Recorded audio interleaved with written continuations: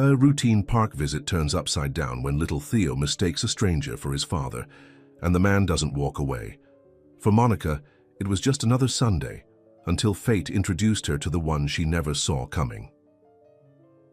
Before we get into the story, comment below where in the world you are watching from today. Nia Brooks checked her watch for the 5th time in as many minutes. Her flight had been delayed for 3 hours, and now she was going to be late getting home.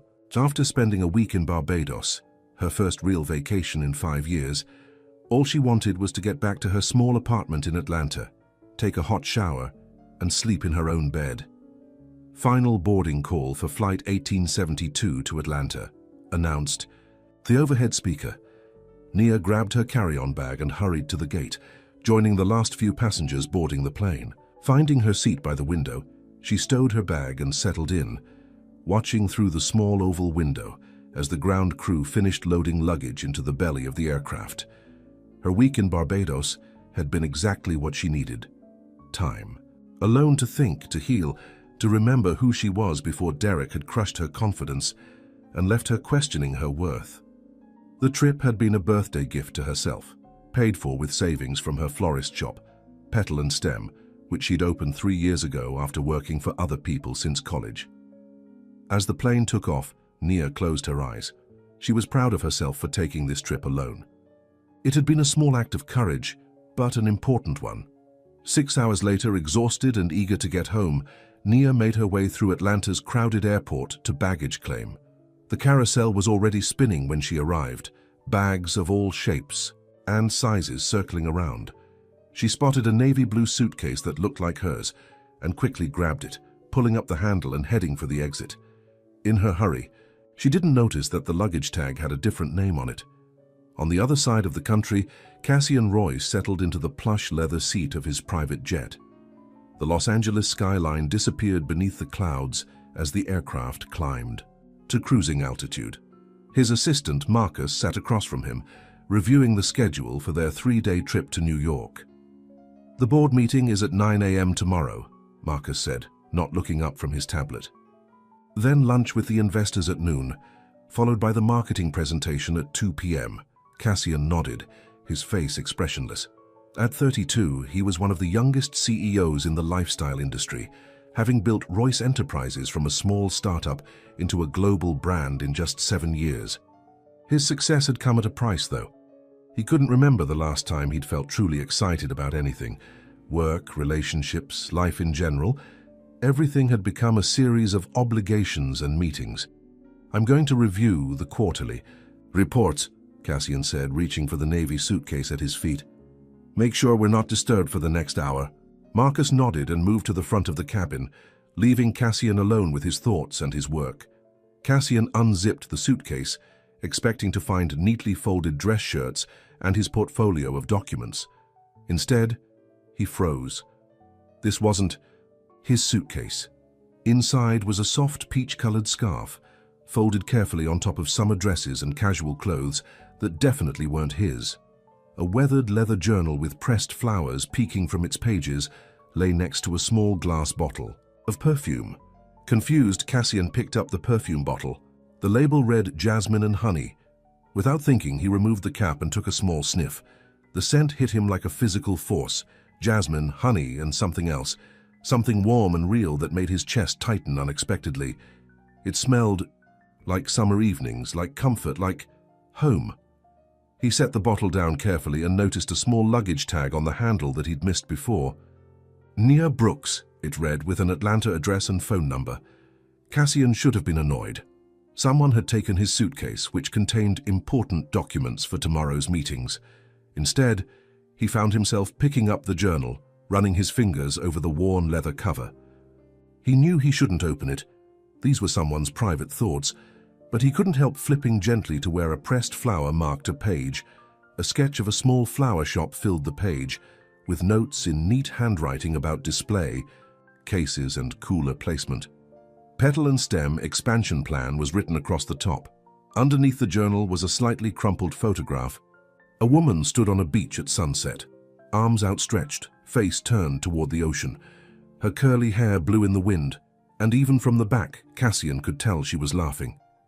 He stared at the photo, then at the journal, then at the perfume. Something shifted inside him like a door opening in a room he'd forgotten existed. "Marcus," he called. His assistant appeared immediately. "Yes, sir?" "Someone took my suitcase by mistake. I need you to contact this woman."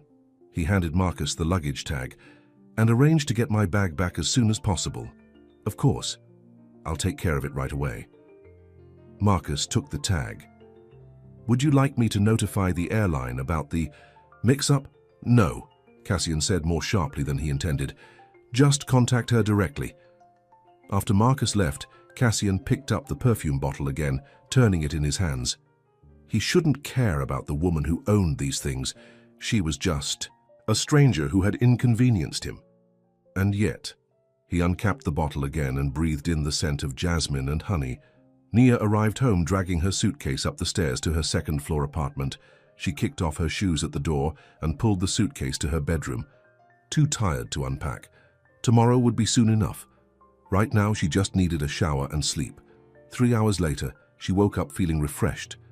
Stretching, she decided to unpack before heading to her shop to check on things.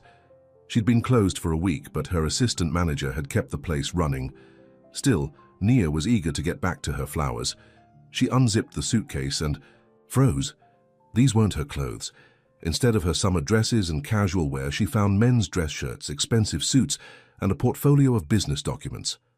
"Oh no," she whispered, frantically searching for any identification. She found a business card tucked into the portfolio. Cassian Royce, CEO, Royce Enterprises. Nia's heart sank. She'd taken the wrong suitcase. And not just anyone's suitcase, she'd taken the luggage of a CEO. Panic rose in her chest as she reached for her phone to call the airline.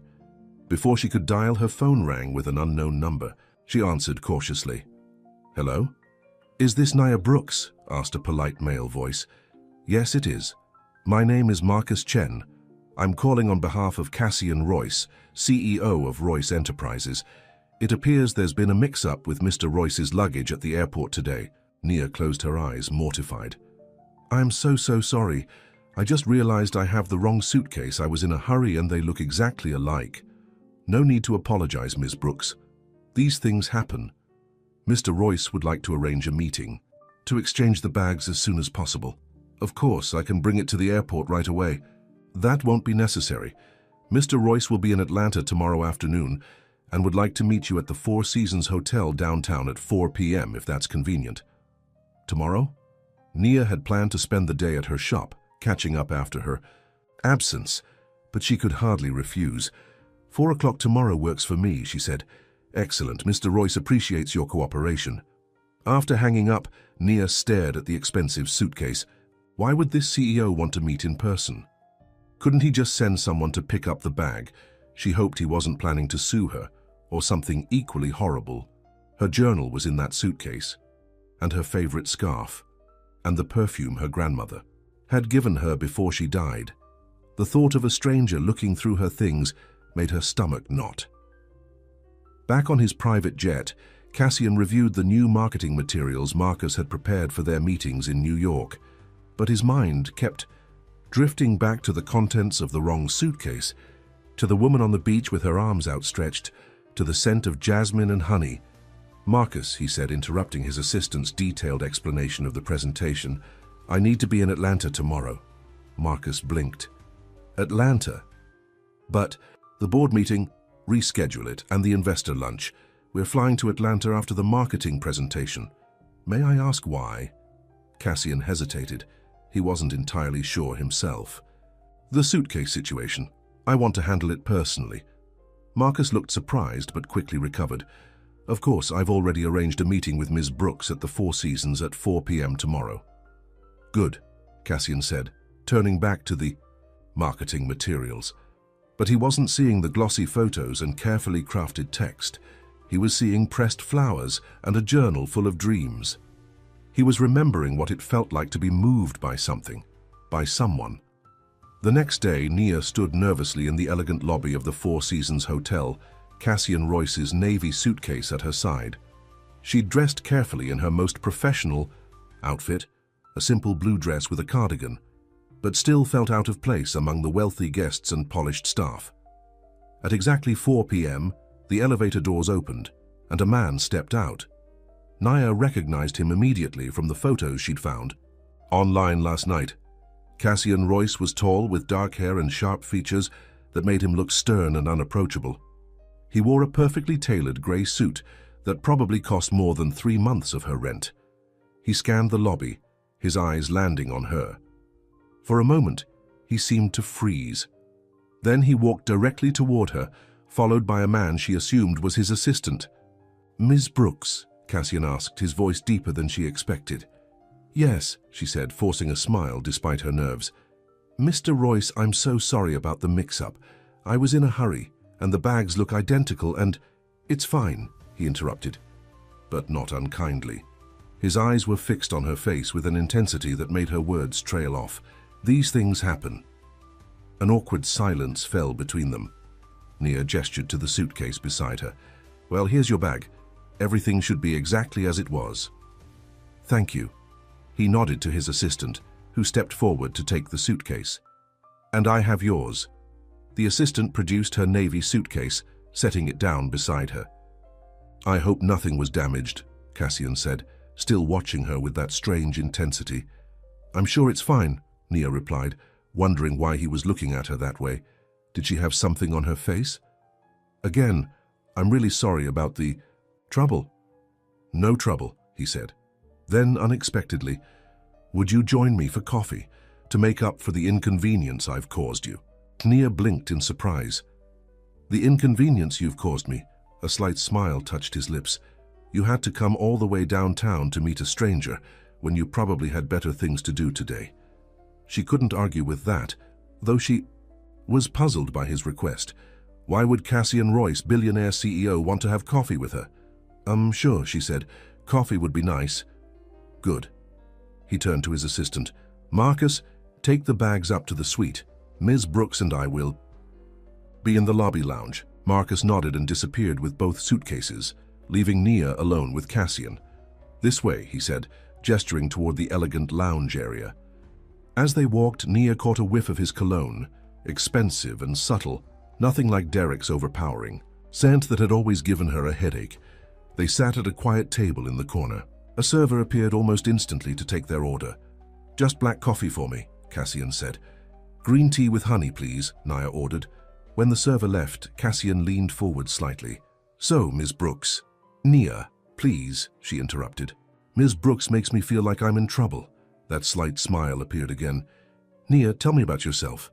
The directness of the question caught her off guard. "There's not much to tell. I own a small flower shop in Inman Park. I just got back from my first vacation in years." "Barbados," he said. Nia tensed. "How did you know that?" Cassian hesitated, looking almost embarrassed. "Your luggage tag had a Barbados sticker on it." "Oh, right." She relaxed slightly. "It was beautiful there, peaceful. And the flower shop, petal and stem?" Now she was definitely suspicious. "You looked through my things." It wasn't a question, but he answered anyway. "I saw the journal. I apologize. I was trying to figure out whose bag I had."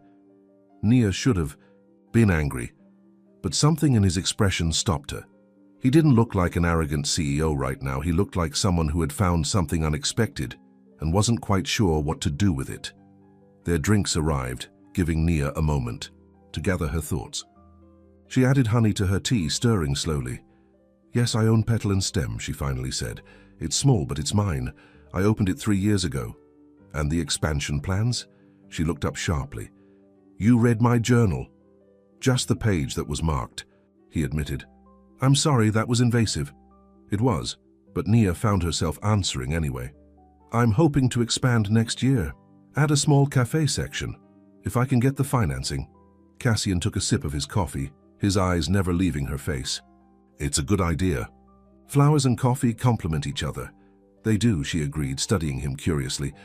"But I doubt you asked me for coffee to discuss my business plans." "No," he said simply. "Then, your perfume." "My perfume." "Jasmine and honey. It's unusual." Nia felt herself blush. "It was my grandmother's recipe," She used to make it herself. After she died, I found someone who could recreate it for me." "It's beautiful," Cassian said quietly. Something in his voice made Nia look up and meet his gaze, directly for the first time. What she saw there surprised her. Not the cold calculation she'd expected from a businessman, but something warmer, something almost vulnerable. "Thank you," she said softly. They sat in silence for a moment, the busy hotel lobby fading into the background. "I have a proposition." "For you," Cassian finally said. "Royce Enterprises is launching a new line of home products next month.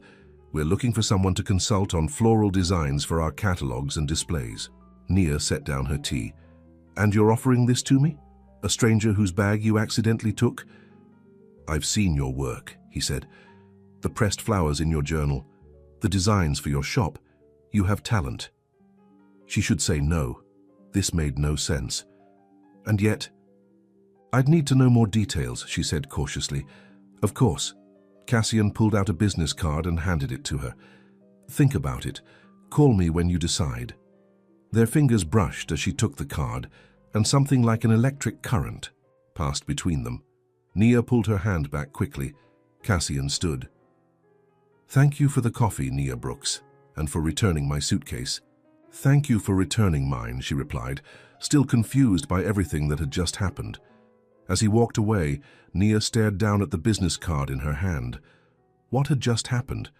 And why did she have the strange feeling that her life had just changed in some fundamental way? Outside the hotel, she opened her suitcase to check that everything was there. Her clothes, her journal, her photograph, and on top, carefully folded, her peach scarf. She picked it up and held it to her nose. It smelled faintly of his cologne. "I've written part 1 of The Scent of Her, following your guidelines." The story introduces Nia Brooks and Cassian Royce, establishing their initial meeting through the suitcase mix-up. I've kept the language simple and straightforward, focusing on the emotional connection that begins to form between them. The narrative follows a linear timeline and establishes the key elements of your premise. Nia's vulnerability after a past, relationship, Cassian's emotional awakening upon encountering her belongings, and the beginning of their connection. 3 days passed before Nia called the number on Cassian's business card. 3 days of telling herself this was crazy, that a man like Cassian Royce didn't just offer consulting jobs to strangers, that there had to be some catch, but curiosity finally won out. Sitting in the back office of her flower shop after closing time, surrounded by the day's leftover blooms, she dialed the number. It rang twice before he answered. Cassian Royce. His deep voice caught her off guard. She'd expected an assistant to answer. "Oh, hello, this is Nia Brooks." From the luggage mix-up, a pause. "Nia, I was beginning to think you weren't going to call." Something in his tone made her heart beat faster. "I've been busy with the shop, and honestly, I wasn't sure if your offer was serious." "I don't make offers I don't mean," he said simply. "Have you decided?" Nia twirled a loose strand of hair around her finger. "I'm interested, but I'd need more information. What exactly would this consulting job involve?" "It's easier to show you than explain over the phone.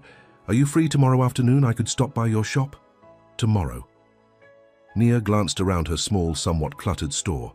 It wasn't fancy like the places someone like him probably visited, but it was hers and she was proud of it. "Yes, I'm free after 3. The shop closes at 6. I'll be there at 4, he said. "And Nia?" "Yes?" "Thank you for calling." After hanging up, Nia sat motionless, staring at her phone. Why did she feel like she'd just agreed to something much bigger than a business meeting? The next day, Nia found herself cleaning the already clean shop, rearranging displays, and fussing, with her appearance more than usual. She'd changed outfits twice before settling on a simple green dress that brought out the gold flecks in her brown eyes.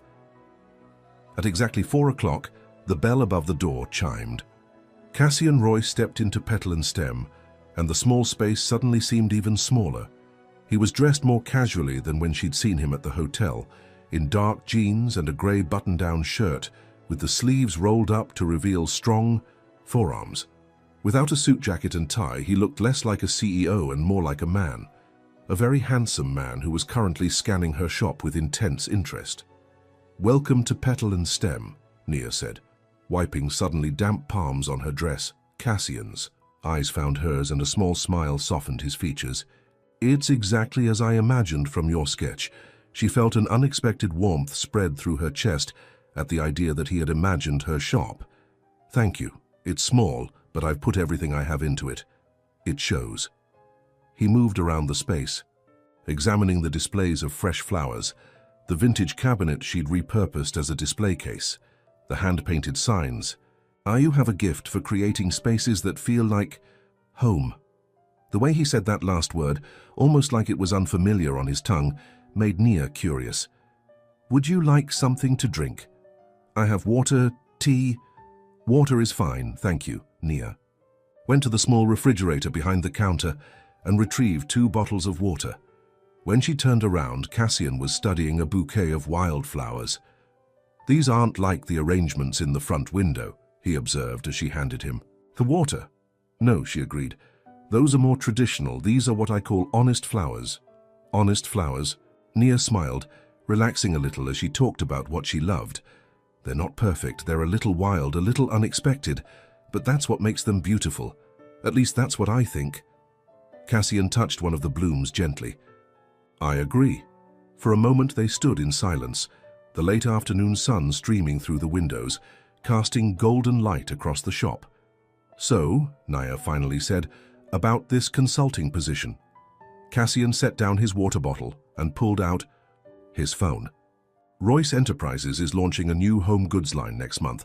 Candles, linens, decorative items. We want to incorporate floral elements in our marketing, but our current team is producing work that feels... He paused, searching for the right word. Artificial? Nia suggested. His eyes met hers and something passed between them, a moment of understanding. Exactly. I want something real, something that makes people feel something when they see it. He showed her photos of the current designs, sleek, perfect, and utterly soulless. They're technically good, Nia said diplomatically, but they lack warmth. That's what I've been trying to tell my marketing department. Cassian put away his phone. I'd like you to redesign our floral elements for the campaign, create arrangements that tell a story, that feel honest, as you put it. Nia's mind was already racing with ideas, but caution held her back. I don't have experience with corporate campaigns. That's exactly why I want you. You haven't been trained to create what's expected. You create what feels right. The conviction in his voice was flattering, but still Nia hesitated. I'd have to continue running my shop. I can't just drop everything. Of course, this would be part-time consulting. You'd work directly with me, no committees, no corporate red tape. Directly with you. That wasn't what Nia had expected. Don't you have more important things to do than oversee a floral design consultant? Something flickered in his eyes. Amusement, perhaps. I make time for things that matter.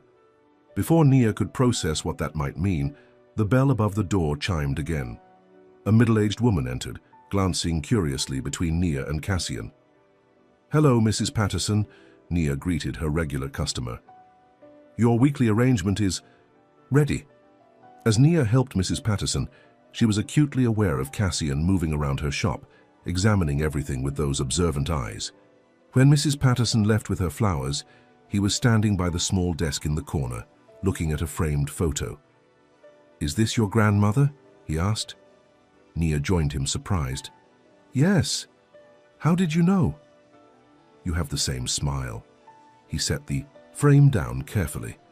She's the one who made the perfume? Yes. She taught me everything I know about flowers.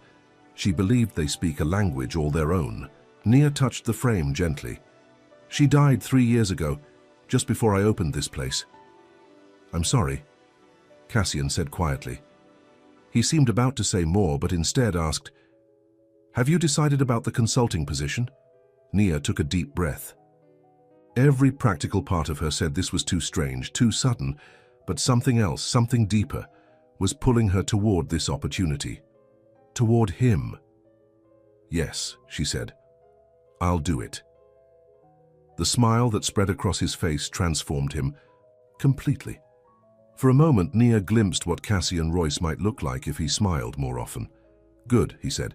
We can start next week. I'll have Marcus draw up a contract. "I have one condition," Nia said, surprising herself with her boldness. Cassian raised an eyebrow. "And that is?" "Tell me why you really offered me this job. It wasn't just because you saw my pressed flowers." For a long moment, Cassian was silent, his expression unreadable. Then he picked up his water bottle, took a sip, and set it down deliberately.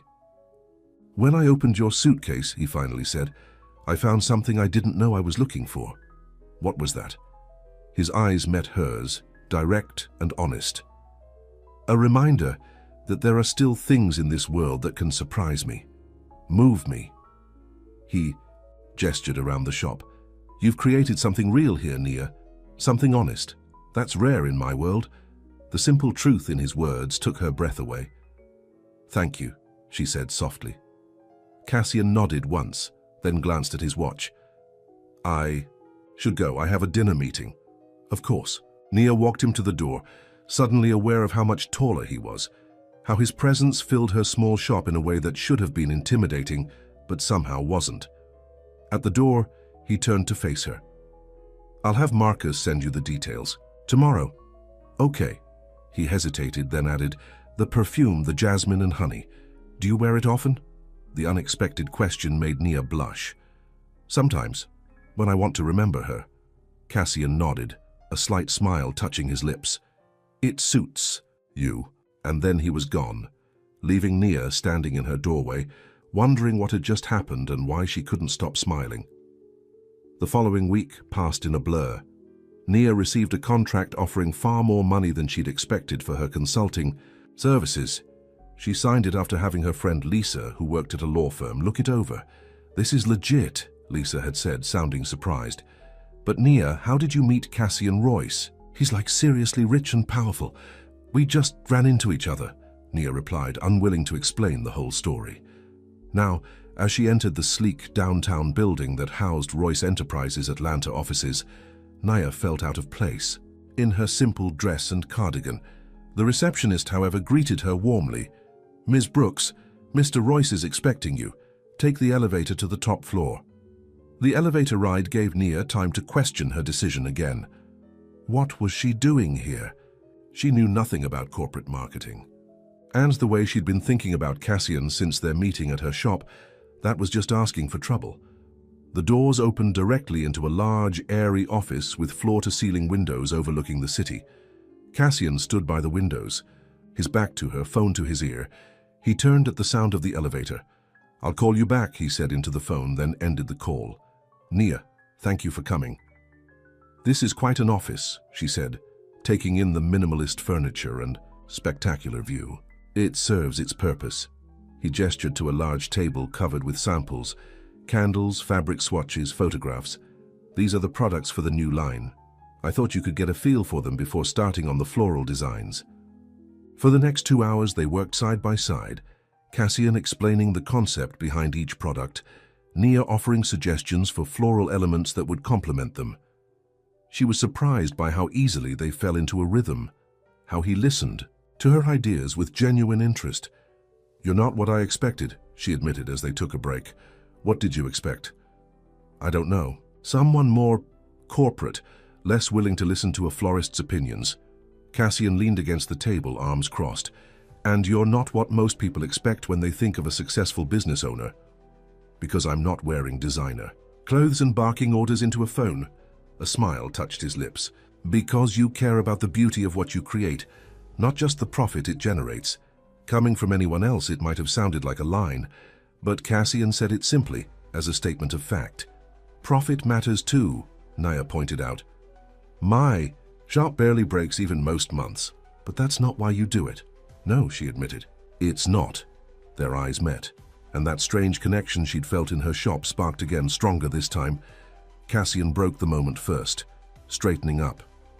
"Are you hungry? We could order lunch." They ate sandwiches from a nearby deli at the conference table, talking about the project but also about other things. Books they'd read, places they'd visited, their different views of Atlanta. "How long have you lived here?" Nia asked. "Just under a year. Royce Enterprises is based in New York, but we're expanding our southern operations." "Do you like it?" Cassian considered the question. It's growing on me. By the time they finished going through all the samples, it was late afternoon. I should get back to the shop, Nia said, gathering her notes. My assistant is probably wondering where I am.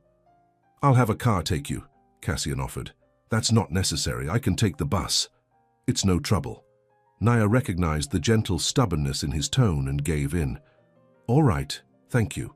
As they waited for the elevator, Cassian said, I'd like to see your initial design concepts by next week, if possible. I can do that.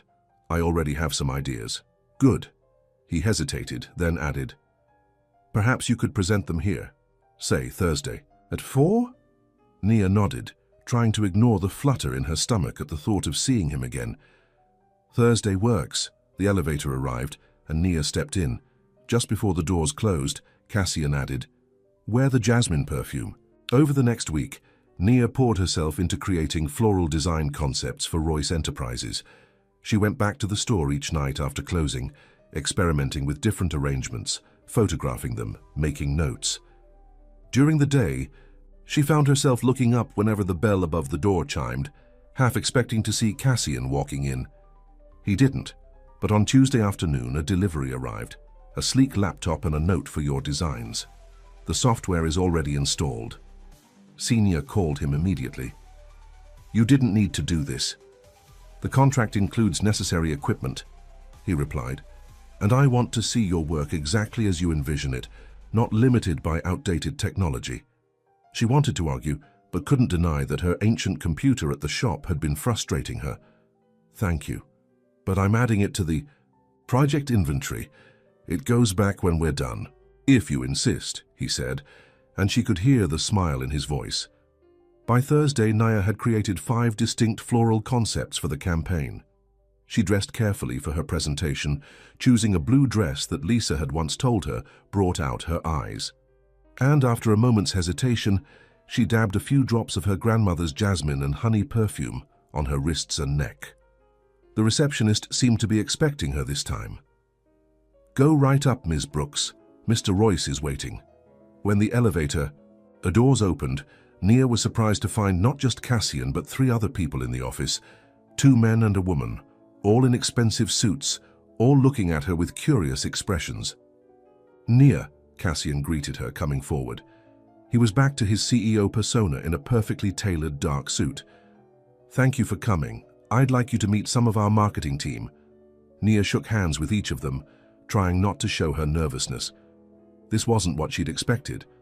Mr. Royce has told us about your unique approach, said the woman, who'd been introduced as Victoria. We're eager to see your concepts. Nia set up her presentation on the large screen, grateful for the new laptop that made everything look professional.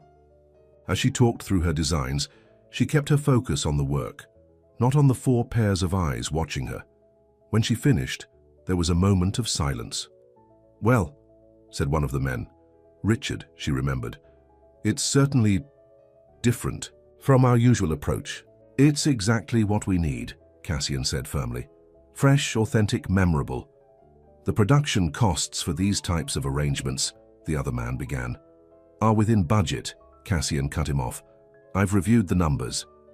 Victoria was studying one of the images. I like the wildflower concept for the linen collection. It feels nostalgic, but not in a dated way. Nia relaxed slightly. That's what I was going for. Something that feels familiar but still fresh. The discussion continued, with Richard raising objections that Cassian smoothly countered, and Victoria offering constructive suggestions that Nia appreciated.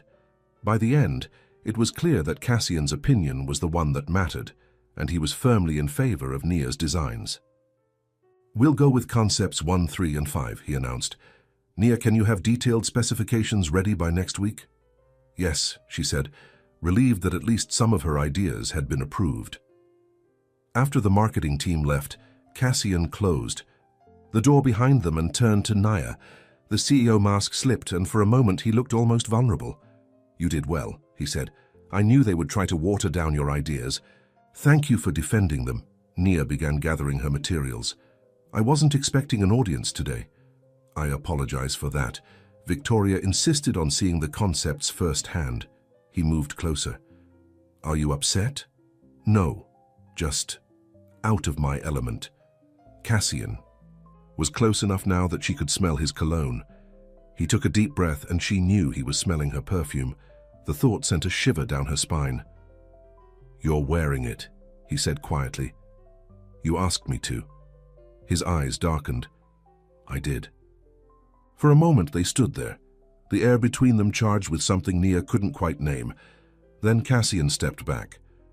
Have dinner with me tomorrow night, he said. It wasn't quite a question, but Nia answered anyway. Why? The directness of her response seemed to surprise him. Because I want to spend time with you, away from work. Nia should say no. Getting personally involved with a client, especially one like Cassian Royce, was a bad idea. He probably dated models and socialites, not small-town florists with struggling businesses. Just dinner, he added as if sensing her hesitation. Nothing more. Nia looked up at him at the unexpected uncertainty in his expression. This powerful man who commanded rooms full of executives was waiting for her answer with what looked almost like nervousness. Okay, she said. Just dinner. The smile that lit up his face was worth the risk. Cassian sent a car for her the next evening. The driver delivered her to an address in Buckhead, one of Atlanta's most exclusive neighborhoods. Instead of a restaurant, however, the car stopped at a modern glass and steel house perched on a hillside. There must be some mistake, Nia told. The driver. No mistake, ma'am, Mr. Royce is expecting you. With a growing sense of unease, Nia approached the front door. It opened before she could knock, revealing Cassian in dark jeans and a simple white shirt. You look beautiful, he said, his eyes taking in her red dress, the nicest one she owned. You said dinner, Nia replied, not moving from the doorway. I thought you meant at a restaurant. Understanding dawned on his face. I should have been clearer. I thought you might be more comfortable away from prying eyes and cameras. He stepped back. But we can go to a restaurant if you prefer. Nia hesitated. She'd been looking forward to getting to know him better, away from the corporate setting. And the truth was, she was curious about where he lived, how he lived. No, this is fine, she decided, stepping inside. But next time, be more specific. Next time, he repeated, a smile playing at his lips. I like the sound of that. The interior of the house was just as impressive as the exterior, open and airy, with massive windows overlooking the city lights. But what surprised Nia most was how personal it felt. Art on the walls, books on shelves, a kitchen that looked actually used. This isn't what I expected, she admitted, as he led her through the house. What did you expect? Something more sterile, less lived in. Cassian laughed, a warm sound that Nia realized she hadn't heard before. I do live here despite what my schedule might suggest. He led her to a terrace where a table was set for dinner, candles flickering in the gentle evening breeze. The view of Atlanta spread out below them was breathtaking. Did you cook? Nia asked, genuinely curious. I did. He pulled out a chair for her.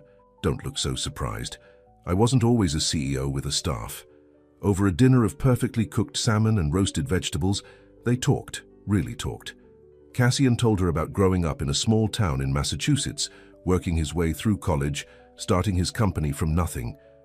Nia shared stories of her childhood in rural Georgia, her grandmother's flower garden, her dreams for her shop. Why flowers?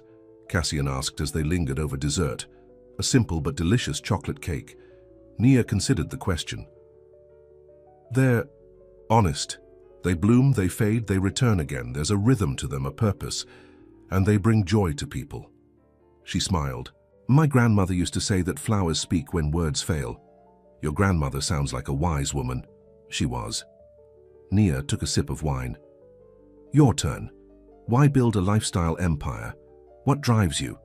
Cassian was quiet for a moment, swirling, the wine in his glass. Initially, proving I could, making something from nothing. He set the glass down. Now? I'm not sure anymore. The admission surprised her. You've built an incredible company, isn't that enough? It should be.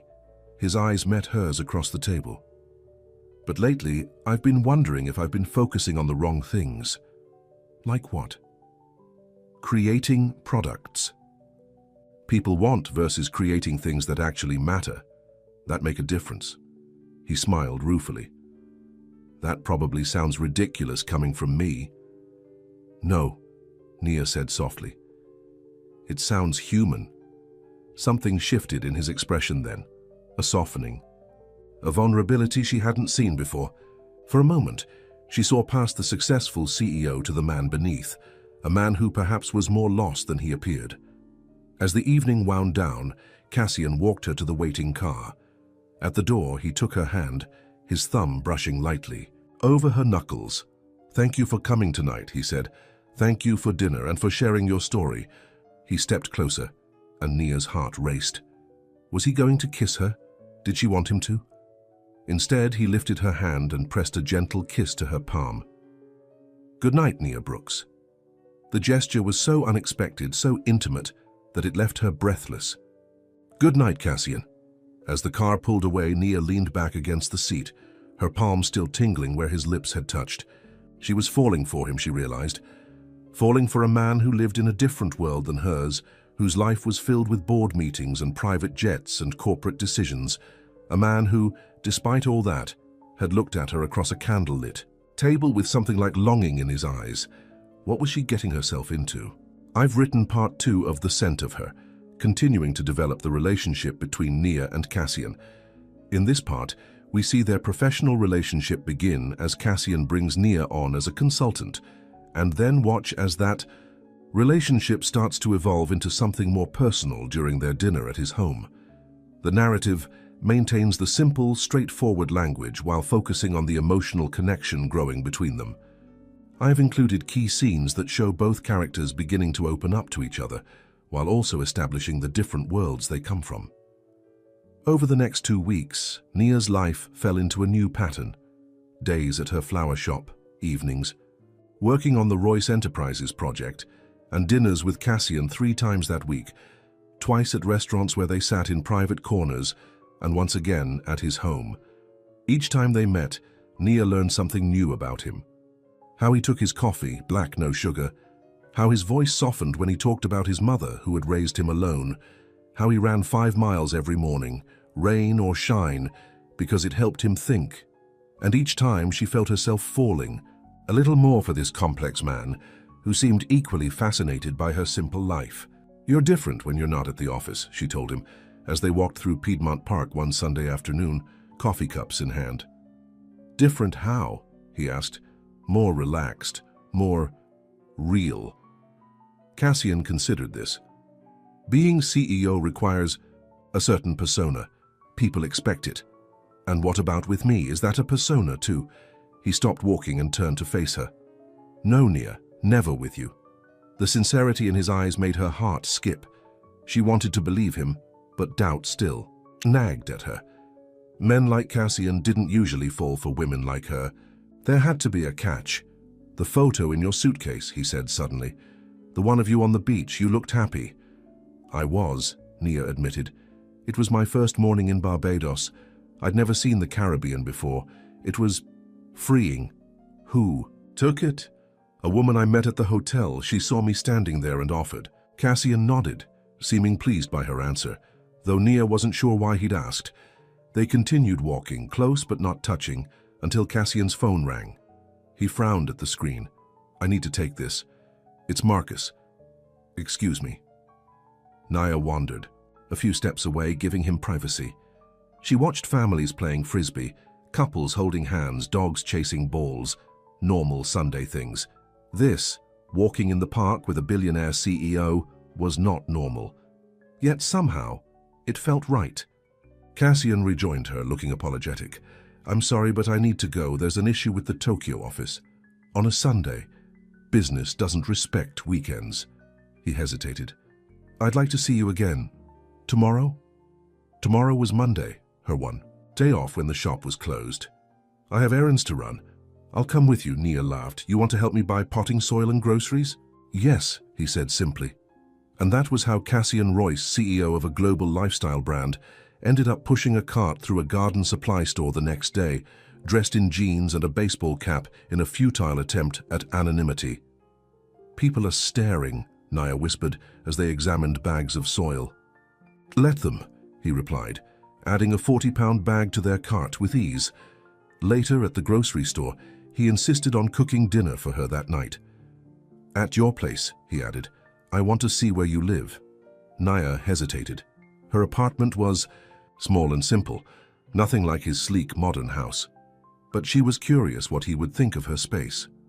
All right, she agreed. But don't expect much. Her apartment was on the second floor of a converted Victorian house in a modest neighborhood. As she unlocked the door, Nia felt suddenly self-conscious. It's not much, but it's home. Cassian stepped inside, taking in the cozy living room with its mismatched furniture, the small kitchen with plants on every windowsill, the walls covered with framed botanical prints and photographs. It's perfect, he said, and the wonder in his voice was genuine. It feels like you. Relief washed over her. Thank you. While Cassian cooked, a simple pasta dish that smelled amazing, Nia set the small table in her kitchen nook. The domesticity of the scene struck her. This powerful man, sleeves rolled up, stirring sauce in her tiny kitchen, looked more relaxed than she'd ever seen him. Where did you learn to cook? She asked, pouring wine into glasses she'd borrowed from Lisa for the occasion. My mother taught me the basics.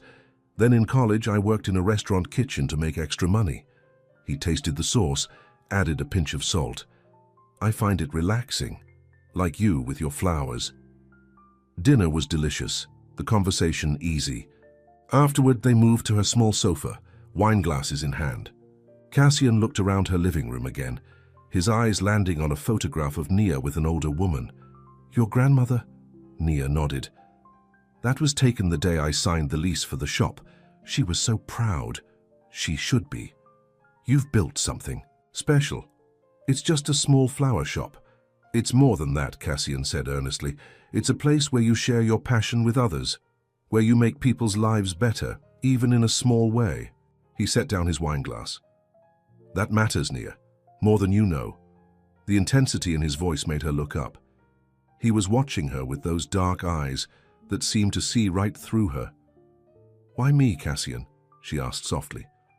Of all the women in Atlanta, in the world, why are you sitting in my apartment on a Monday night? He was quiet for a long moment, then, because when I opened your suitcase and smelled your perfume, something happened. His voice was low, almost confessional. For the first time in years, I felt awake. Awake. Like I'd been sleepwalking through my life, and suddenly someone had shaken me awake. He moved closer on the sofa. The success, the money, the power, none of it matters if you can't feel anything, and you, Nia Brooks, made me feel something. Her heart was pounding now. What did you feel?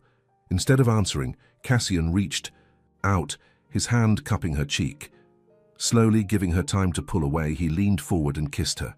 The kiss was gentle at first, a question. When Nia answered by sliding her fingers into his hair, it deepened, becoming more urgent. His arms wrapped around her, pulling her closer, and she melted into him, all her doubts temporarily forgotten. When they finally broke apart, both breathing hard, Cassian rested his forehead against hers.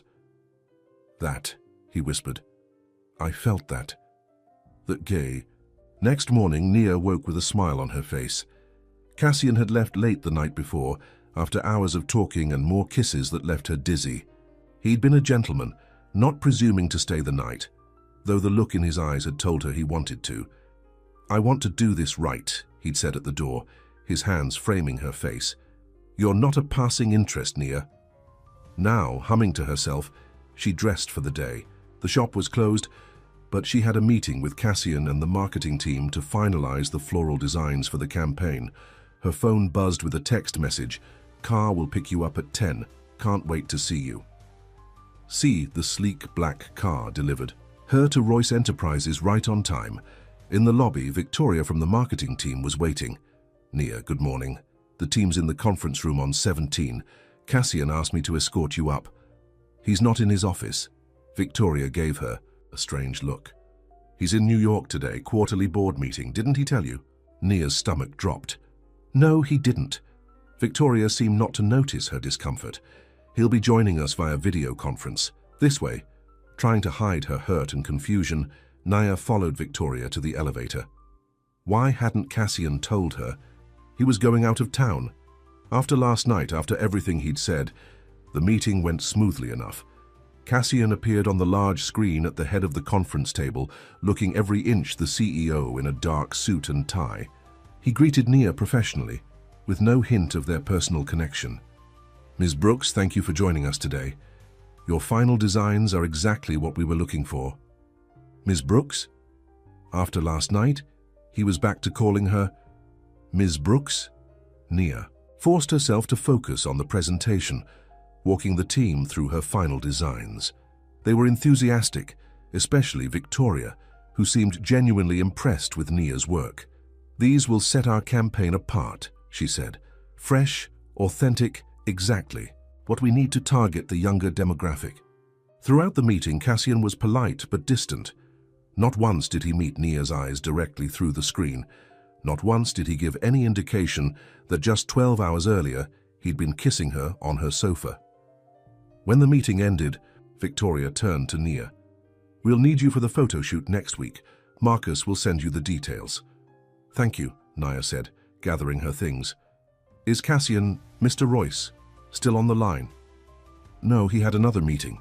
Victoria checked her watch. "He'll be back in Atlanta on Friday." Friday, 3 days away. Nia nodded, trying to hide her disappointment. "I see. Thank you for the information." Outside the building, Nia checked her phone. No messages from Cassian. No explanation for his coldness during the meeting, or for not telling her he was leaving town. Maybe last night hadn't meant as much to him as it had to her. Maybe this was just how men like him operated, all intense focus on one thing, until something more important came along. Or maybe it was all business after all, despite what he'd said. 2 days passed with no word from Cassian. Nia threw herself into her work at the shop, trying not to check her phone every 5 minutes. Lisa stopped by on Wednesday afternoon, immediately sensing something was wrong. "Okay, Spill," she said, leaning against the counter. "You look like someone stole your favorite plant," Nia sighed. "It's nothing, just man troubles." Lisa's eyebrows shot up. "Man troubles? You? Who is he and what did he do?" "No one important," Nia lied, arranging a bouquet with more force than necessary. "And he didn't do anything, that's the problem." "Ah," Lisa nodded knowingly. "The disappearing act, classic jerk move." "He didn't exactly disappear. He's in New York for business. And he couldn't send a text? It's 2025, not 1995. Nia shrugged, not wanting to admit how much Cassian's silence had hurt her. "It's fine. I shouldn't have expected anything different." "From whom?" Lisa pressed. "You still haven't told me who this mystery man is." Before Nia could formulate a vague answer, the shop door opened. A delivery man entered carrying a large, flat box. "Delivery for Nia Brooks," he announced. Curious, Nia signed for the package and set it on the counter. There was no card, no indication of who had sent it. "Well, open it," Lisa urged, as curious as Nia. Inside the box, nestled in tissue paper, was a scarf. Not her peach one, but a new one in a soft shade of blue that matched her eyes exactly. And beneath it, a handwritten note. "Nia, I'm sorry for not telling you about New York. Board meetings are scheduled months in advance, but that's no excuse. I should have told you. I've been in back-to-back meetings since arriving, but that's no excuse either. I miss you. I miss your scent. I miss your honesty. I'll be back Friday evening. Will you have dinner with me?" Nia read the note, twice her heart fluttering. "Holy shit," Lisa whispered, reading over her shoulder. "Cassian? As in Cassian Royce? That's your mystery man." Nia snatched the note away. "It's not what you think." "It's exactly what I think. You're dating Cassian freaking Royce." Lisa's eyes were wide with shock. "How did this happen? When did this happen? And why didn't you tell me?" "Because it's new and complicated and I'm not even sure what it is," Nia admitted, running her fingers over the soft scarf. "And I don't want to jinx it by talking about it." Lisa stared at her for a long moment. "Nia Brooks, you are full of surprises." She picked up the scarf, examining it. "This looks expensive." "It probably is." Nia took it back, folding it carefully. "Too expensive." "Are you going to have dinner with him?" Nia hesitated. The hurt of the past 2 days was still fresh, but so was the memory of Cassian's kiss, his confession that she made him feel awake. Yes, she decided, I am. Friday evening found Nia nervous as she prepared for dinner. She'd texted Cassian a simple, yes, dinner would be nice in response to his note, and he'd replied with a time and the name of a restaurant. She chose a simple black dress and, after a moment's consideration, the blue scarf he'd sent. As she dabbed jasmine and honey perfume on her wrists and neck, she tried to temper her expectations. Whatever was happening between them, it was still new and fragile. The restaurant was small and intimate, tucked away on a quiet street. When Nia arrived, Cassian was already there, waiting outside. He looked tired, with subtle shadows under his eyes, but his face lit up when he saw her. "You're wearing the scarf," he said by way of greeting. "It matches my eyes," Nia replied, not quite ready to fall back into easy familiarity. He seemed to understand her reserve. "I deserve that. I handled things badly." Inside, they were led to a secluded table in the back. After they ordered, Cassian reached across the table, his hand open, inviting but not demanding. After a moment, Nia placed her hand in his. "I'm not good at this," he admitted. "At whatever is happening between us, my last relationship ended 2 years ago, and it was different." Different how? More transactional. More about what we could do for each other's careers than about any real connection. He squeezed her hand gently. "What I feel with you is new for me. It scares me a little." His honesty disarmed her. "It scares me too." "Because of Derek?" He asked, surprising her. "How did you know about Derek?" A slight flush colored Cassian's cheeks. "Marcus is very thorough. When I asked him to find out who owned the suitcase, he did a basic background check." Nia pulled her hand away. "You had me investigated?" "Not extensively," Cassian hurried to explain. "Just basic public information. I was trying to understand who you were before we met." Nia wasn't sure how to feel about that. On one hand, it was an invasion of privacy. On the other hand, she'd probably have done the same if their positions were reversed. "What did you find out about Derek?" she asked finally. "Just that you were engaged, and that he called it off a month before the wedding." Cassian's jaw tightened. "And that he left Atlanta shortly after to take a job in Chicago." "He didn't just call it off," Nia said, the old pain surfacing despite her best efforts. "He told me I wasn't ambitious enough, that he couldn't see himself with someone who was content to just sell flowers for the rest of her life." She took a sip of water. "He said he needed someone who would help his career, not hold him back." "He's an idiot," Cassian said flatly. Despite herself, Nia laughed. "That's one word for him. I have others, but they're not appropriate for dinner conversation." Their food arrived, temporarily halting the conversation. As they ate, Nia found her anger fading. Cassian had made a mistake in not telling her about his trip, but he'd apologized. And he'd been honest about his feelings, which was more than Derek had ever been. "So," she said after a while, "how was New York?" "Productive but exhausting." Cassian set down his fork. "The board approved the new product line. Your designs were a big hit. That's good news." "It is." He hesitated. "There's something else I need to tell you." Nia tensed. Here it comes, she thought. The catch. "The campaign launches in 2 weeks in New York. I'd like you to come with me." "To New York?" Nia was surprised. "Why?" "Because you're the creative force behind the floral designs, and because—" He paused. "Because I don't want to be away from you again." The sincerity in his voice made her heart race. "I've never been to New York." "Then it's settled. You'll come." He smiled, that rare, transformative smile that made him look younger, more carefree. "I'll show you the city, the real New York, not just the tourist spots." Nia hesitated. "I'd need to find someone to watch the shop." "I'll help.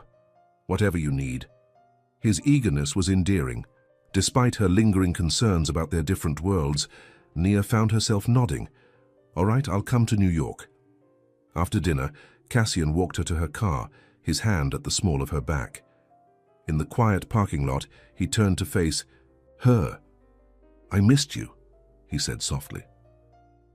"More than I expected to." "I missed you too," Nia admitted, "even though I was angry with you." I deserved your anger. His hand came up to touch the scarf around her neck. Can I make it up to you? Nia looked up at him, at the vulnerability in his eyes.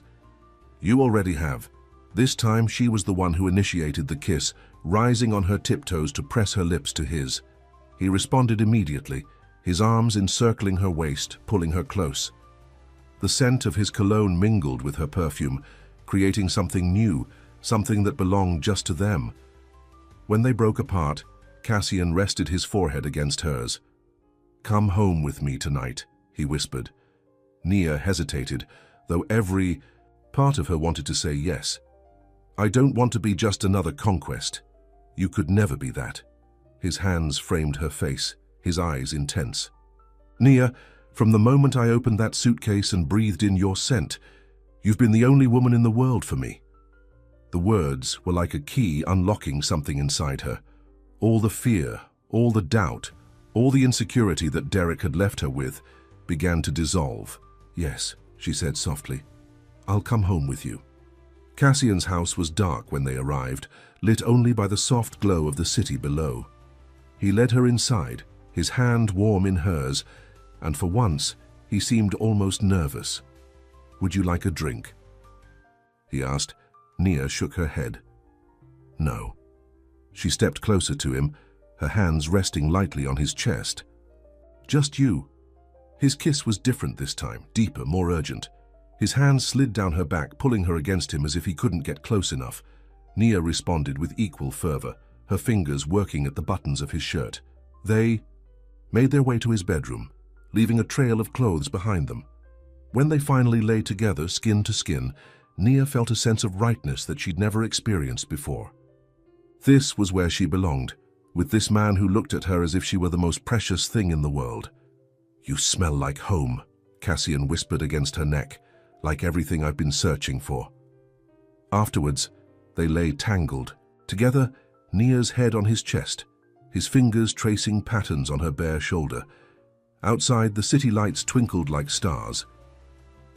Tell me something you've never told anyone, Nia said softly. Cassian was quiet for so long that she thought he might have fallen asleep. Then, I'm lonely most of the time. The simple admission broke her heart a little. Even now? No. His arms tightened around her. Not with you. She raised herself up on one elbow to look at him. In the dim light, his face was softer, more vulnerable. Why me, Cassian? There must be dozens of women who would love to be with you. Because none of them see me. They see the CEO, the billionaire, the public figure. His hand came up to cup her cheek. You see me, Nia. The real me. And you're not. Afraid to challenge me, to question me. I'm a florist from small-town Georgia. I'm not exactly in your league. Leagues are for sports, not relationships. He pulled her down for a gentle kiss. And if we're talking leagues, you're far above mine. You create beauty. I just sell things. People don't really need. That's not true. Your products make people happy. Maybe. He didn't sound convinced. But not like your flowers do. Not like you do.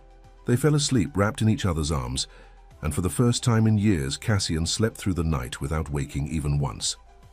The next 2 weeks passed in a blur of preparation.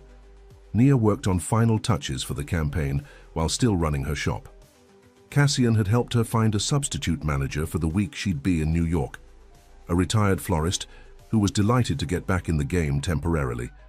When she wasn't working, Nia was with Cassian, sometimes at his house, sometimes at her apartment, sometimes just walking in the park or trying new restaurants. Each day she fell a little more in love with him, though neither of them had said those words yet. The night before they were to leave for New York, Cassian took her to dinner at the most exclusive restaurant in Atlanta. Nia wore the blue scarf he'd given her and a new dress, one she'd bought herself, despite his offers to shop with her. Have news, Cassian said as they lingered over dessert. Good news, I hope. What is it? The board has approved your expanded consulting contract. They want you to design floral elements for all our seasonal campaigns, not just this one. Nia's eyes widened. Really? That's... wow. You deserve it. Your work has impressed everyone. He reached across the table to take her hand.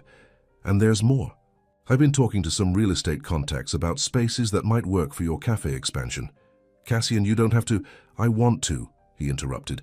I believe in your vision, Nia. I want to help make it happen. She should have been thrilled. Instead, an uncomfortable feeling settled in her stomach. Because you believe in me or because you want to take care of me? His brow furrowed. Both. Is that wrong? It depends. Nia pulled her hand away gently. I need to know that you see me as an equal, not as a project or a charity case. Nia, that's not. Derek used to make all the decisions, she continued, needing him to understand. He'd present them as opportunities, as things he was doing for me. But really, they were about controlling me, shaping me into what he wanted. Understanding dawned in Cassian's eyes. I'm not Derek. I know that. But I need to build my business my way, even if it takes longer, even if it never becomes as big as I dreamed. She took a deep breath. I can't be with someone who sees me as a project to fix. Cassian was quiet for a long moment. Then he nodded. You're right, I overstepped. I'm used to making things happen, solving problems. But your business isn't a problem to solve. He reached for her hand again. I'm sorry. The sincerity in his voice eased her worry. Thank you for understanding. I'm learning, he said with a small smile. Slowly maybe, but I'm learning. The tension broken, they returned to easier conversation, discussing their plans for New York. As they left the restaurant, Cassian's phone buzzed with an alert. He checked it, his expression darkening. What's wrong? Nia asked. Nothing important, just a notification from a news app. He pocketed the phone quickly, but not before Nia caught a glimpse of a headline with Cassian's name in it. Later that night, after Cassian had fallen asleep, Nia carefully slipped out of bed and retrieved his phone. It was wrong to snoop, she knew, but something about his reaction had worried her. The notification was still there. She opened it, her heart pounding. Business Insider, Royce Enterprises CEO Cassian Royce spotted with unknown woman. Sources say billionaire bachelor may be off the market. Below the headline was a photo of the two of them, walking hand in hand in the park the previous weekend. Nia's face was clearly visible, while Cassian's was partially turned away. With shaking hands, she opened a web browser and searched Cassian's name. More articles appeared, all speculating about his new mystery woman. One site had even identified her. Who is Nia Brooks, the florist who caught a billionaire's eye? Scrolling through, the comments beneath the articles made her sick to her stomach. Gold digger alert! She's not even that pretty. What does he see in her? Another nobody trying to climb the social ladder. Nia set the phone down, feeling cold all over. This was Cassian's world, a world of public scrutiny, of cruel speculation, of privacy invaded. Could she really be part of that world? Could what they had survive that kind of pressure? Beside her, Cassian stirred, reaching for her in his sleep. Nia slid back into bed, and his arms automatically encircled her, pulling her close. In the safety of his embrace, the fears receded a little. Tomorrow they would go to New York. Tomorrow would begin the real test of whatever was growing between them. Would their fragile connection survive in his world, under the harsh glare of public attention? Or would Nia discover that some differences were too great to overcome, no matter how strong the attraction? As she drifted off to sleep, the scent of jasmine and honey mingling with his cologne, Nia hoped with all her heart that what they had found in each other would be enough. I've written part 3 of The Scent of Her, continuing to develop the relationship between Nia and Cassian while introducing new complications. In this part, their relationship deepens and becomes more intimate, but we also see the first real challenges they face. Cassian's busy schedule taking him away without warning, his tendency to try to fix things for Nia, and most significantly, the intrusion of public attention into their private relationship. The narrative maintains the simple, straightforward language while focusing on the emotional connection and growing romance. I've kept the intimate scenes tasteful and appropriate for an older audience, suggesting rather than describing explicitly. New York was everything Nia had imagined and more. Towering skyscrapers, bustling streets, an energy that seemed to vibrate through the air itself. But she hardly had time to take it all in before being swept into Cassian's world. They arrived on Sunday afternoon, the private jet landing smoothly at a small airport outside the city. A car was waiting to take them to Cassian's penthouse apartment in Manhattan. "This is where you live when you're in New York?" Nia asked, taking in the spacious apartment with its floor-to-ceiling windows overlooking Central Park. "One of my places," Cassian admitted, setting down their bags. "I have a house in the Hamptons too, but we won't have time to visit it on this trip." The casual mention of multiple homes reminded Nia just how different their lives were. Her entire apartment in Atlanta could fit in just the living room of this penthouse. "The guest room is through there," Cassian said, pointing to a door off the main hallway. "But I was hoping you'd stay with me." He gestured toward the master bedroom. Despite having spent several nights together in Atlanta, Nia felt suddenly shy. "This is all so much." Cassian's expression softened. He came to her, taking her hands in his.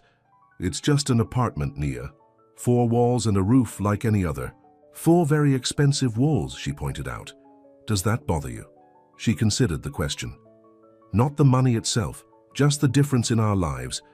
I can't help wondering if I belong here." "You belong with me," Cassian said simply. "The rest is just details." That evening, he took her to dinner at a small Italian restaurant in the village, far from the upscale establishments where he might be recognized. Afterward, they walked the city streets hand in hand, Cassian pointing out his favorite spots, places tourists never found. In bed that night, with the city lights twinkling through the windows, Nia felt both exhilarated and overwhelmed. Cassian held her close, his breath warm against her neck. "What are you thinking?" he asked. "That this doesn't feel real," she admitted. "Being here, with you, it's like a dream." His arms tightened around her. "If it's a dream, I don't want to. Wake up."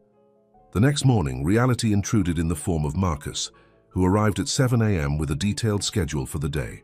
"The creative team wants to meet with Ms. Brooks at 9, he told Cassian, who was already dressed in a sharp suit despite the early hour. The venue walkthrough is at 11, followed by lunch with the marketing executives. The final run-through for the launch event is at 3.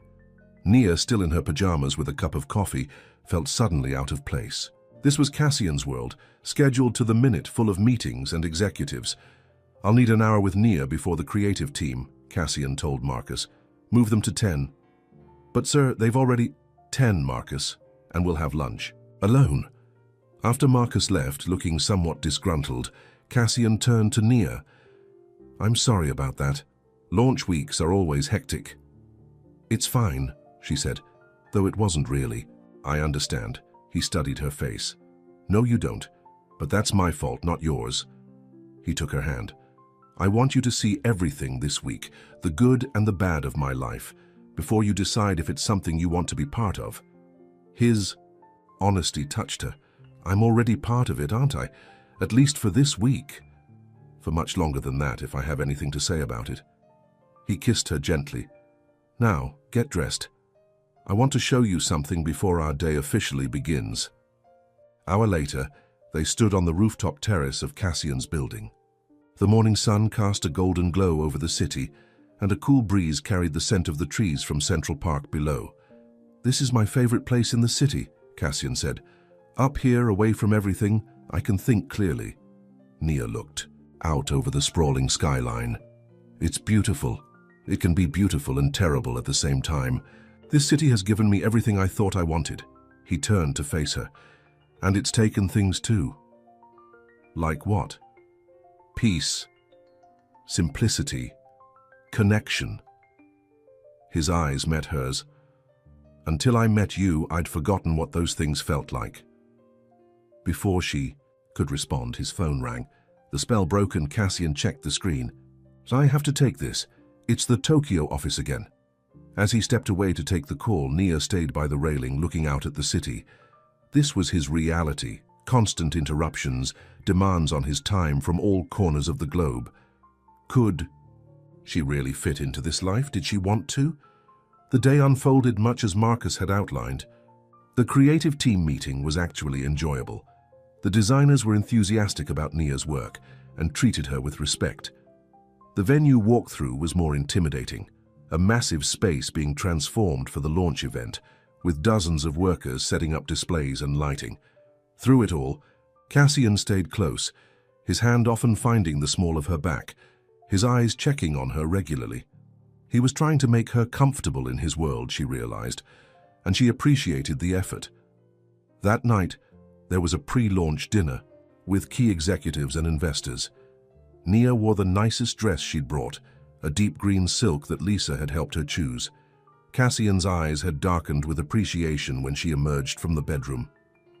"You look stunning," he'd said, his voice low. At the restaurant, an exclusive place where every table seemed to be filled with important-looking people, Nia tried to blend in.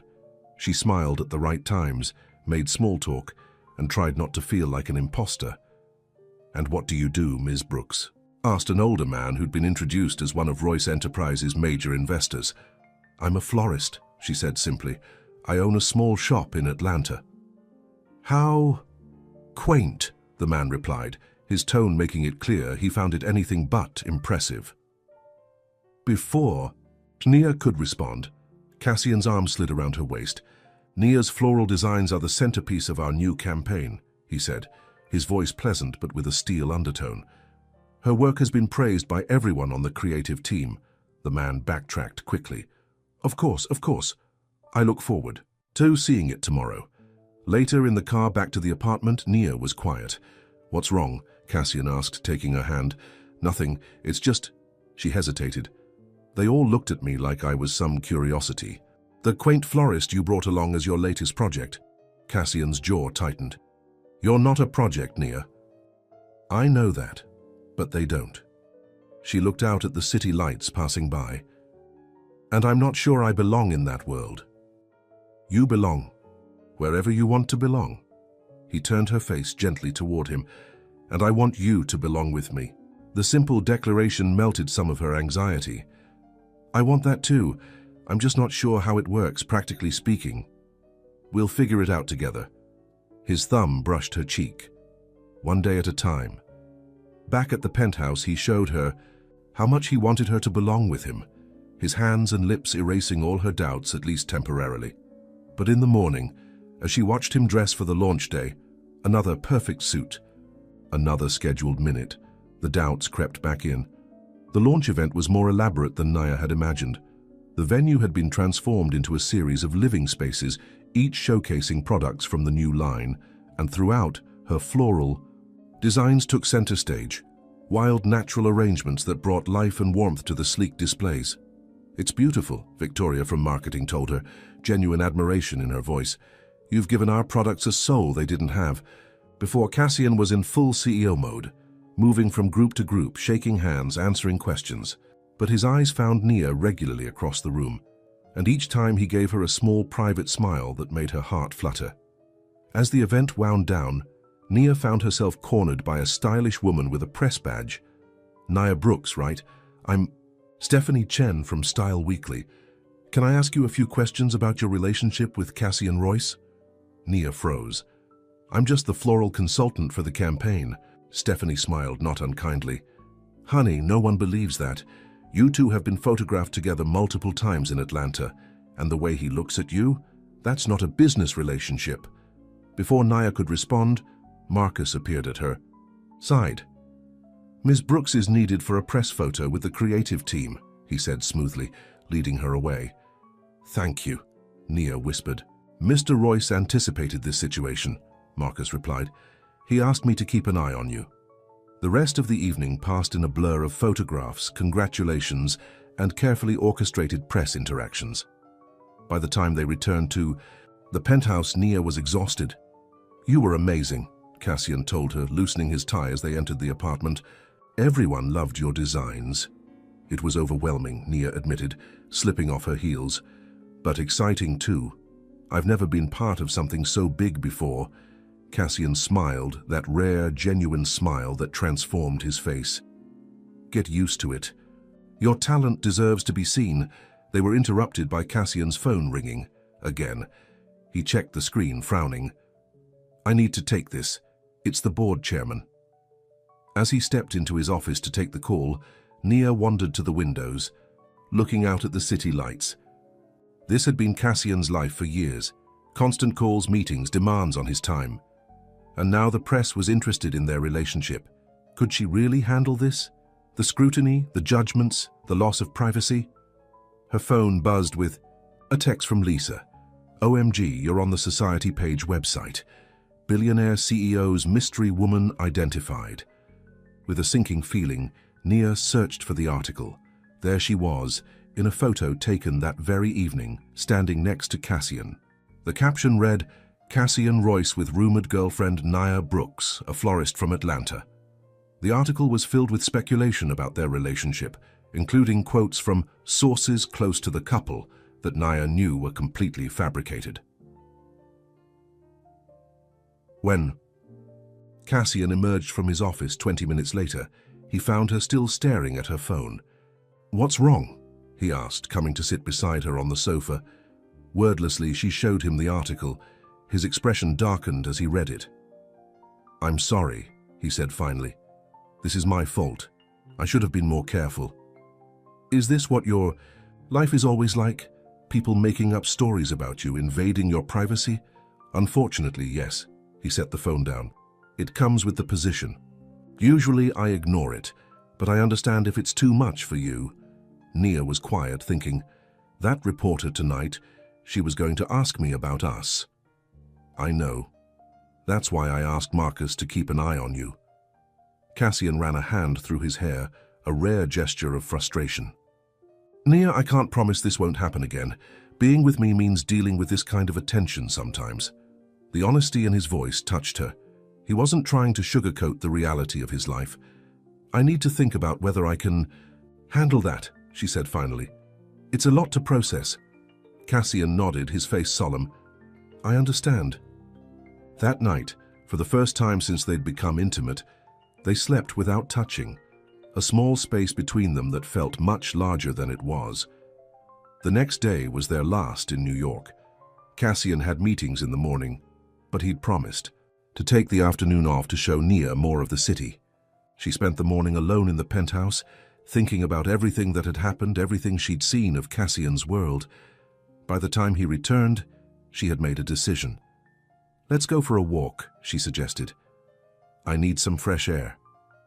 They walked through Central Park, the early spring sunshine warming the day. Neither spoke much, both aware that something important was hovering between them. Finally, on a quiet path away from the crowds, Nia stopped. I've been thinking about us, about whether this can work. Cassian's face was carefully neutral, but she could see the tension in his shoulders. And I'm scared, she admitted. Your world is so different from mine. The press, the constant demands on your time, the expectations people have, it's a lot to take on. He nodded, waiting for her to continue. But then I think about how I feel when I'm with you, how you see me, really see me, in a way no one else ever has. She took a deep breath. And I think maybe the differences don't matter as much as what we've found together. Hope flickered in his eyes. What are you saying, Nia? I'm saying I want to try. I can't promise I'll always be comfortable in your world, but I want to be with you enough to try. The smile that spread across his face was like the sun breaking through clouds. He pulled her into his arms, holding her as if she might disappear. I've been so afraid you'd decide I wasn't worth the complications, he whispered against her hair. She said simply. You make me feel brave, Cassian, brave enough to take this risk. He pulled back to look at her, his eyes intense. I love you, Nia Brooks. I think I've loved you since I first smelled your perfume and felt something wake up inside me. The words sent a wave of joy through her. I love you too. Even when you drive me crazy with your controlling tendencies and your constant phone calls. He laughed, a free, happy sound that made passers-by smile. I'm working on those. And I'm working on believing I deserve someone like you. You deserve more, he said seriously. But I'm selfish enough to want you anyway. They walked back to the penthouse hand in hand, making plans. Cassian would spend more time in Atlanta. Nia would occasionally join him in New York. They would take it one day at a time, learning to navigate each other's worlds. That night, as they packed for their return to Atlanta, Cassian disappeared into his closet. He emerged with a small gift box.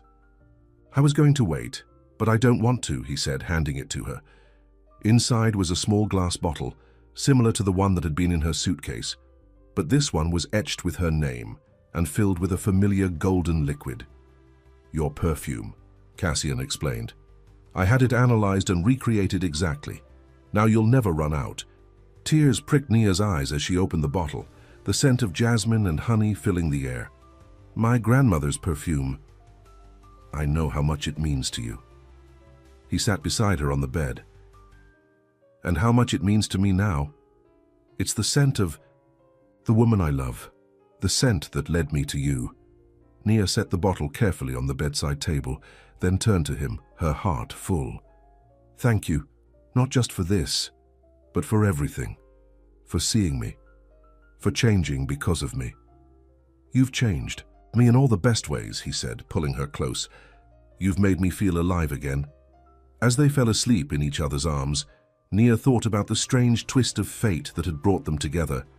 A simple mix-up of suitcases that had changed both their lives forever.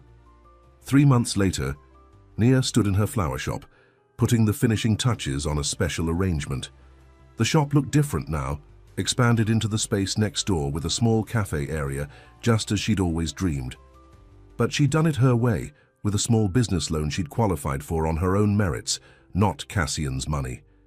He'd understood why that was important to her, even if it had taken some explaining, just as she'd come to understand his need to check his phone during dinner sometimes, or the occasional paparazzi photo that appeared online. They were learning each other day by day, compromise by compromise. The bell above the door chimed and Cassian walked in, looking more relaxed than he had in the early days of their relationship. He'd delegated more responsibilities at work, giving himself time to actually live his life. Time to be with her. "Ready for our trip?" he asked, kissing her cheek. They were leaving for Barbados that afternoon, returning to the place where Nia had found her courage, where their story had unknowingly begun. Almost. Just finishing this arrangement for Mrs. Patterson. Cassian looked around the shop at the thriving business Nia had built. "I'm proud of you, you know, for doing this your way. Thank you for letting me." She smiled up at him. "Even though I know it nearly killed you not to just write a check," he laughed. "I'm learning patience. It's a new skill for me. You're doing very well." She finished the arrangement and stepped back to admire it. "There, now I'm ready." As they left the shop, Cassian took her hand, lifting it to his lips in that gesture that still made her heart skip. "I have something for you. For the trip." Outside, next to his car, was a brand new suitcase, navy blue, just like the one she'd mistakenly taken that fateful day. "I thought it was time to replace the old one," he said. "With some better memories." Nia smiled, touching the sleek new luggage. "The old one brought me to you. I'm kind of attached to it now." "Keep it for sentimental reasons," he suggested, "but use this one for our trip." There was something about the way he said it that made Nia suspicious. "Did you put something in it? Already?" A smile played at his lips. "Maybe." Later, as they prepared to board Cassian's private jet, Nia finally had a chance to open the new suitcase. Inside, nestled among tissue paper, was her peach scarf, the one that had been in her suitcase the day they met, and beneath it a small velvet box. Her heart pounding, Nia lifted the box and opened it. Inside was a beautiful ring, simple yet elegant, with a diamond that caught the light like a drop of water. "Cassian," she breathed, turning to find him watching her with love in his eyes. "I was going to wait until we got to Barbados," he said. "Do it properly on the beach, but I'm not very patient, remember." He took the box from her trembling hands, removed the ring and dropped to one knee right there on the tarmac. "Nia Brooks, you changed my life the day I opened that suitcase and breathed in your scent. You woke me up, made me feel again, showed me what really matters." His voice was steady, his eyes never leaving hers. "Will you marry me?" Tears blurred Nia's vision as she nodded. Yes, I will." As he slid the ring onto her finger, then stood to kiss her, Nia thought of her grandmother's words. "Flowers speak when words fail." But sometimes scent spoke even louder. the language of memory, of comfort, of home. And for Cassian and Nia, the scent of jasmine and honey would always be the beginning of their story. The scent that had led him to her, across an airport mix-up, across their different worlds, to this moment of perfect certainty. "I love you," she whispered against his lips. "I love you too," he replied, more than any words could say. But the words weren't necessary. The scent of her perfume mingling with his cologne said everything their hearts needed to hear. That evening, as the sun set over the Caribbean, Cassian and Nia walked hand in hand along the same beach where her photo had been taken months before, the one he'd found in her suitcase, the one that had given him a first glimpse of her joy. "It feels like coming full circle," Nia said, looking out at the waves. "Not a circle," Cassian corrected gently. "A beginning." He pulled something from his pocket. Her journal, the one that had been in the suitcase, the one with pressed flowers marking the pages. "I thought you might want this for our trip," he said, handing it to her. "To plan our future together." Nia opened the journal to where a fresh jasmine blossom marked a blank page. "What did you have in mind?" Cassian smiled, that transformative smile that still made her heart race. "Something beautiful, something honest, something that's ours alone." As the last light faded from the sky, Nia breathed in the scent of the ocean, of jasmine, of the man who had found her through a simple twist of fate, and the scent of her perfume. She knew with absolute certainty that whatever future they wrote in those pages would be more wonderful than either of them had ever dreamed. The end.